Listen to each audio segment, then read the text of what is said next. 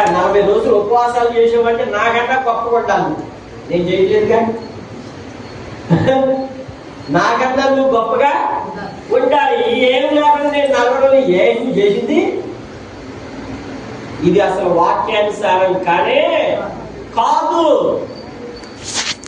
శిలువ మార్గం అంటే నిన్ను నీవు ఉపేక్షించుకో.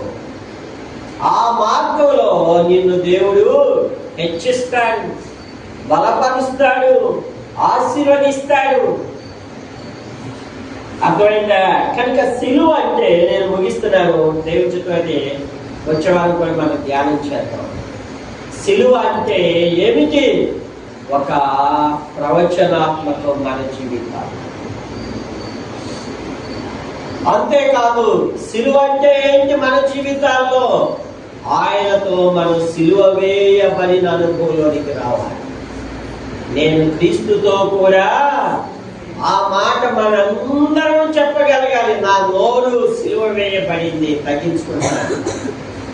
నా కాళ్ళు శిలువ వేయబడని, ఇక అనవసరం వాటికి వెళ్ళను. నా చేతులు శిలువ వేయబడితే అపవిత్ర పనులు ఇక చేయను. నా కళ్ళు శిలువ వేయబడ్డాయి. ఏమిటి శిలువ అంటే? శిలువ నుంచే ప్రత్యేకించబడిన జీవితం.